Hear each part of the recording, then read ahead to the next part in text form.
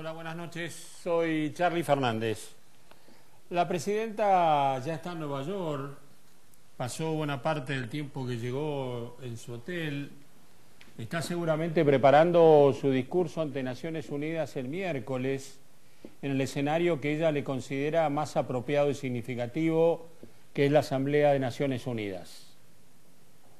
Va a tener una yapa, va a participar también de una reunión del Consejo de Naciones Unidas que tiene que tomar una decisión trascendente, ver si aprueba o no la iniciativa de Obama de una fuerza multinacional contra el Estado Islámico.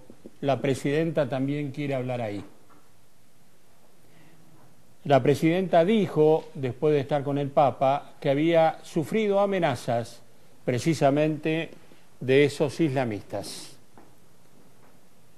Cristina Fernández de Kirchner se siente mucho más cómoda con las respuestas políticas al tema de los fondos buitres y de la economía actual que tomando las medidas apropiadas.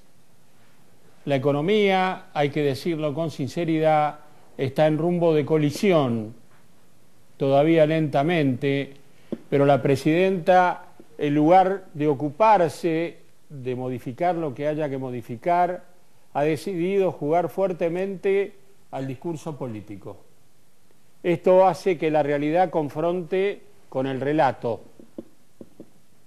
Y esto no es nuevo, pero se ha intensificado en momentos que comienza ya el reloj a correr en contra por tener que dejar el poder el año que viene. La presidenta, antes de irse, denunció un plan de los fondos buitres para socavarle el poder, para desestabilizarla e impedir que la economía prospere en la Argentina. Puede que haya algo de eso, seguramente, pero también puede ser que no sea únicamente lo que esté pasando en la economía argentina. El gobierno de Cristina Fernández de Kirchner ve responsabilidad en los demás, no en el gobierno propio. Si hay problema con los autos, el problema es de la industria automotriz, que según la ministra de Industria, Débora Giorgi, se pegó varios tiros en el pie. Si los granos no se liquidan, no es porque la condición económica no lo hace propicia, sino porque los productores avarientos acopian para dañar al gobierno y hacer subir el dólar. Si hay desánimo en la Argentina, la culpa la tiene el periodismo y los periodistas. Y así podemos seguir continuamente. La verdad que transcurre el tiempo y pese a ese discurso, las condiciones económicas se han hecho más complicadas y los argentinos las vamos sufriendo día a día. Evidentemente la presidenta tiene apoyo político, lo viene demostrando a través de este tiempo y sigue ocupando la escena política con un oficialismo un poco maltrecho, pero todavía poderoso, basado sobre todo en su supremacía parlamentaria y también en la movilización que intenta demostrar a través como actos de la Cámpora o el movimiento Evita. Pero aparte de eso, ya hay voces que antes eran propias y que ahora también se quejan. La CTA oficialista, liderada por Yasky, reconoce la inflación y pide que al menos no haya impuesto a las ganancias en la mitad del aguinaldo que viene. Gerardo Martínez, titular de la UOCRA, que ha tenido 20.000 despidos, no solo reconoce la inflación, sino el mal momento económico y se reúne con Moyano para ver cómo se sale de esto. Viviani, el taxista, el hombre que denunció que no se vendían autos en la Argentina porque alguien no pudo comprar 200 taxis, dice que hay inflación pero culpa a los empresarios, no al gobierno. Pero los reclamos empiezan. Los reclamos empiezan. Los propios gobernadores justicialistas que ven que pasa el tiempo, que miran las encuestas, que ven el crecimiento de adversarios políticos, también se preocupan. ¿Qué esperanza tienen? Que en enero la presidenta finalmente acuerde con los fondos buitres o que algún grupo empresario nacional o internacional termine comprándole la deuda para después negociar con el gobierno argentino y de esta manera sacarse el peso que están sintiendo, no solo a través de la economía, sino ellos en sus provincias, a través de la política.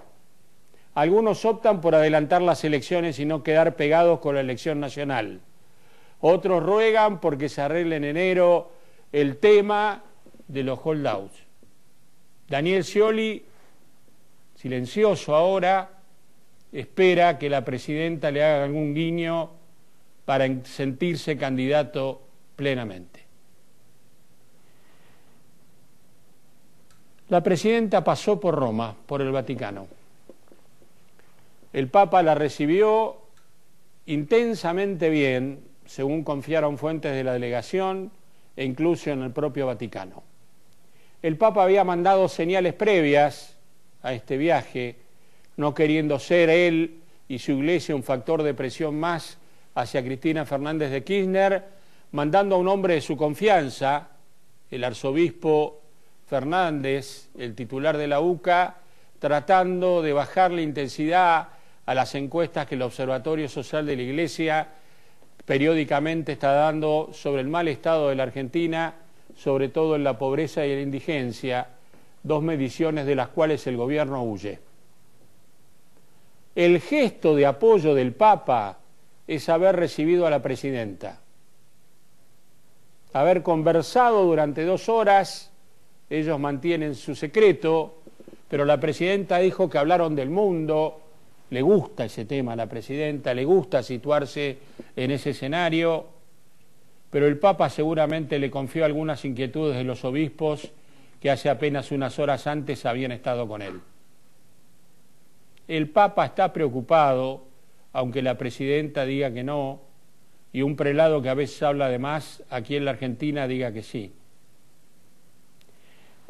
Pero el Papa volvió a darle un apoyo a la presidenta, y la presidenta, con ese apoyo, viajó a Naciones Unidas, donde espera dar, según ella, un discurso que ubique el tema de los fondos buitres en el mundo. La Argentina ha recibido mucho apoyo político, no práctico. El tema con Griesa y con la justicia norteamericana, que volvió a hablar en estos días, y no muy bien para la Argentina, lo va a tener que resolver el gobierno argentino. Pero la presidenta también piensa en el futuro. No quiere que se crea que cuando las elecciones pasen, el kirchnerismo va a desaparecer. Jugó a su alfil, a su hijo, a Máximo Kirchner, puso el apellido de vuelta en el escenario de Argentinos Juniors para decir: esto no se terminó con las elecciones del año que viene. Fueron más allá.